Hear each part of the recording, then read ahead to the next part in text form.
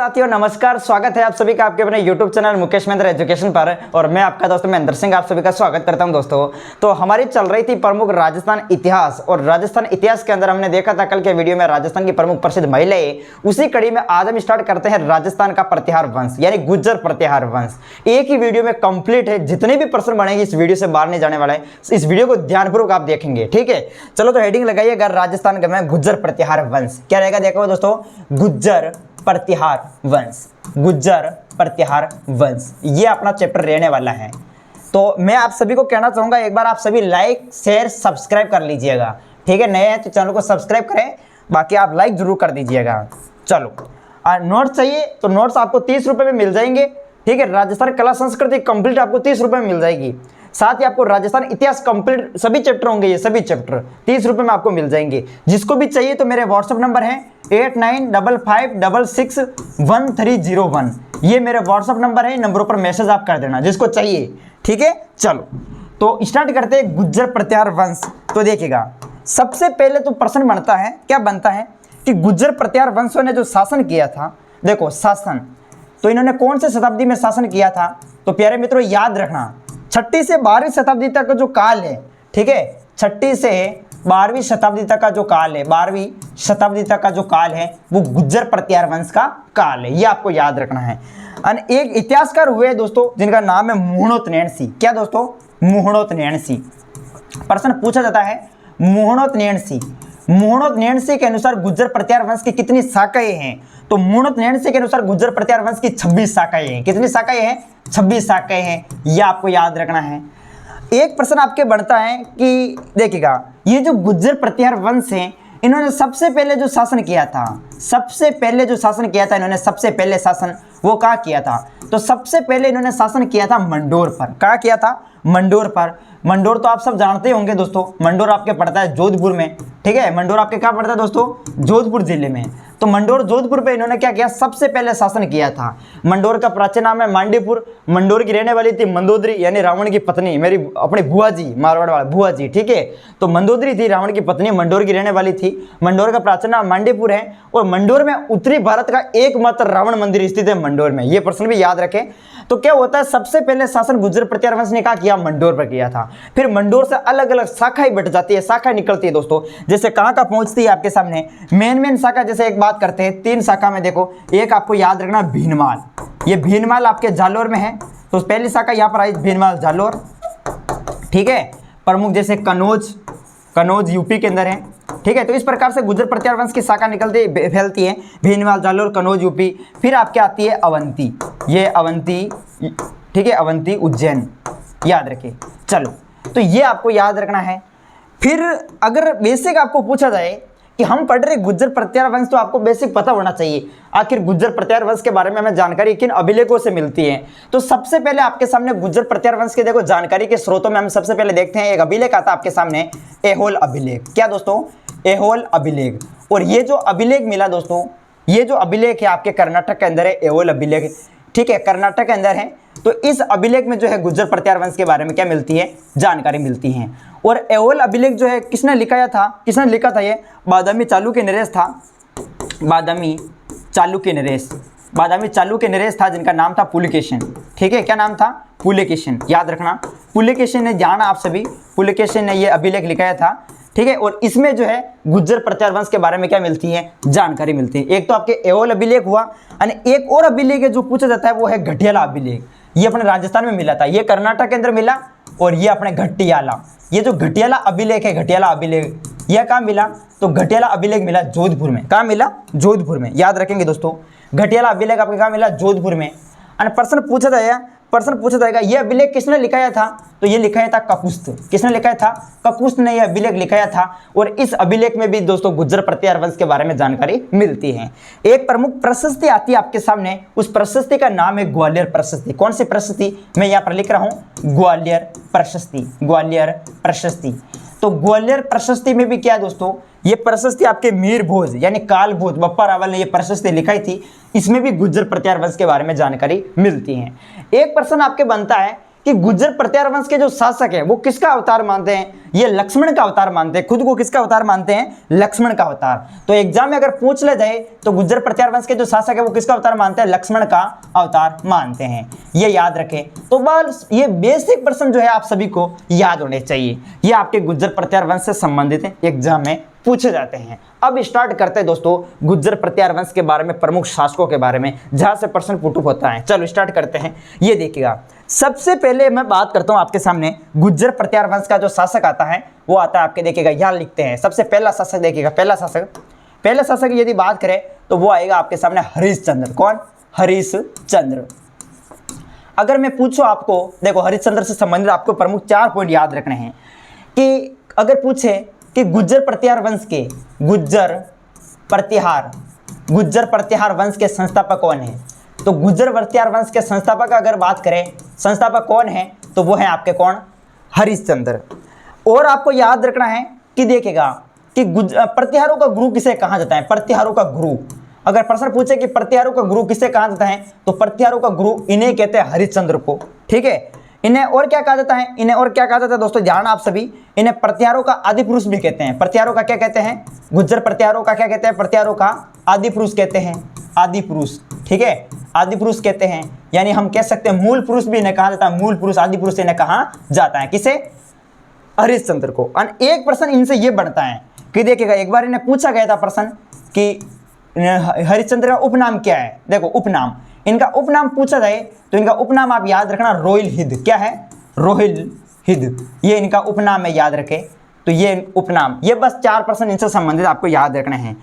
और हरिश्चंद्र के बाद में दूसरा जो शासक है वो आता है आपके सामने, कौन सा, रज्जिल शासक। कौन सा, रज्जिल शासक। ठीक है, रज्जिल शासक। और एग्जाम में प्रश्न बनता है, क्या बनता है कि देखिएगा, गुज्जर प्रत्यार वंश की, ठीक है, गुज्जर प्रत्यार वंश की वंशावली किसने प्रारंभ की, वंशावली। तो वंशावली का जो प्रारंभ है, वंशावली का प्रारंभ किसने किया, इन्होंने किया। वंशावली का मतलब दोस्तों, जैसे गुज्जर प्रत्यार वंश में क्रम से कौन कौन शासक हुए, इस प्रकार से वंशावली उन्होंने तैयार की। किन्होंने, इन्होंने की, रज्जिल शासक ने। और आपको पता है, ध्यान ना, मंडोर, ठीक है, मंडोर जोधपुर में पड़ता है। तो मंडोर में सर्वप्रथम जो है, याद रखें दोस्तों, मंडोर में क्या किया इन्होंने, सर्वप्रथम राजसू यज्ञ किया। ठीक है, सर्वप्रथम राजसू यज्ञ प्रश्न पूछा जाएगा, सर्वप्रथम राजसू यज्ञ किसने किया, तो सर्वप्रथम राजसू जो यज्ञ किया था मंडोर के अंदर वो किया था रज्जिल ने। तो अभी हरिश्चंद्र और रज्जिल के बारे में देखा। एक आपके सामने प्रमुख तीसरा जो शासक आता है वो आता है, देखेगा, तीसरा जो शासक आता है वो आता है आपके सामने नागभट्ट प्रथम। क्या दोस्तों, नागभट्ट। देखिएगा, नागभट्ट फर्स्ट। अब नागभट्ट प्रथम के बारे में देख लेते हैं। मैं पूछूं आपको कि देखिएगा, प्रारंभिक गुज्जर प्रत्यार वंश का, प्रारंभिक, याद रखेंगे आप सभी, प्रारंभिक गुज्जर प्रत्यार वंश का, प्रारंभिक गुज्जर प्रत्यार वंश का सबसे शक्तिशाली शासक, प्रारंभिक गुज्जर प्रत्यार वंश का सबसे शक्तिशाली शासक कौन है, सबसे शक्तिशाली शासक, सबसे शक्तिशाली शासक। तो प्रारंभिक गुज्जर प्रत्यार वंश का सबसे शक्तिशाली शासक यदि बात करें तो वो कौन है, नागभट्ट प्रथम। एग्जाम में प्रश्न बढ़ता है कि नागभट्ट प्रथम के दरबार को क्या पूछा जाता है दोस्तों, इनका जो दरबार है नागभट्ट प्रथम के दरबार, नागभट्ट प्रथम के दरबार को क्या कहा जाता है, तो नागभट्ट प्रथम के दरबार को कहते हैं नागावलोक। ठीक है, नागावलोक, नागावलोक का दरबार कहा जाता है, क्या कहा जाता है, नागावलोक का दरबार। ये प्रश्न भी याद रखे। इन्होंने क्या किया, अपनी जो राजधानी, पहले आपको पता है मंडोर थी, तो इन्होंने क्या किया, राजधानी को क्या किया, मंडोर से, कहाँ, मंडोर, पहले राजधानी मंडोर थी, तो इन्होंने मंडोर से राजधानी स्थानांतरित कर दी थी मेड़ता। कहाँ स्थानांतरित कर दी थी, मेड़ता स्थानांतरित कर दी थी। ये आपको याद रखना है। ये नागभट्ट प्रथम, अभी हमने देखा था एक प्रशस्ति हमारे सामने आई थी, कौन सी प्रशस्ति थी, ग्वालियर प्रशस्ति। कौन सी प्रशस्ति, ग्वालियर प्रशस्ति। तो प्रश्न पूछा जाता है दोस्तों कि देखिएगा, ग्वालियर प्रशस्ति में देखो नागभट्ट के बारे में जिक्र किया गया है। तो इस प्रशस्ति में यह कहा गया है कि इस नागभट्ट प्रथम को क्या कहा गया दोस्तों, इन्हें मलेच्छों का नाशक कहा गया, मलेच्छों का नाशक। तो प्रश्न पूछे कि मलेच्छों का नाशक किसे कहा जाता है, तो मलेच्छों का नाशक दोस्तों इन्हें कहा जाता है, कि इन्हें नागभट्ट प्रथम को। नारायण का अवतार भी इन्हें माना गया है, नारायण का अवतार। तो नारायण का अवतार भी आप याद रख सकते हैं, किन्हें माना गया है, नागभट्ट प्रथम को माना गया है। आपको ये भी पता होना चाहिए, जैसे अभी भी मैंने बात की थी कि जैसे प्रमुख शाखाएं निकलती है, जैसे किस प्रकार मंडोर से कन्नौज, अवंती, उज्जैन, इस प्रकार से हमने देखा था अलग अलग भीनमाल। तो अगर प्रश्न पूछ ले जाए, जैसे अभी हमने देखा शाखाएं देखे, एक तो आपके भीनमाल में निकली जालोर के अंदर एक शाखा तो ये थी, और एक अभी कन्नौज के अंदर मंडोर से निकली थी शाखा, एक आपके कन्नौज के अंदर, ठीक है, और एक है आपके सामने अवंती, ठीक है, अवंती। अगर प्रश्न पूछा जाए कि इन तीनों के संस्थापक कौन है, तो इन तीनों के संस्थापक जो शाखाएं हैं, इन तीनों के जो संस्थापक थे वो कौन थे, नागभट्ट प्रथम। बस ये आप नागभट्ट प्रथम से संबंधित याद करना। तो ये 3 शासक हुए, चौथा शासक आप याद रख सकते हैं, आप साथ साथ में इनको नोट करते रहना। चौथा शासक जो है आपके वो याद करना आप सभी, चौथा शासक का नाम है वो आता है वत्सराज। कौन सा शासक आता है, वत्सराज। वत्सराज से संबंधित देखो एग्जाम में प्रश्न पूछे जाते हैं, कंफ्यूज मत होना। मैं अभी बात कर रहा हूं आपके सामने, देखो मैं पूछूं कि गुर्जर प्रत्यार वंश के संस्थापक कौन है, तो आपका आंसर होगा हरिश्चंद्र। मैं पूछूं कि गुर्जर प्रत्यार वंश का सबसे शक्तिशाली शासक कौन है, तो वो आंसर होगा नागभट्ट प्रथम।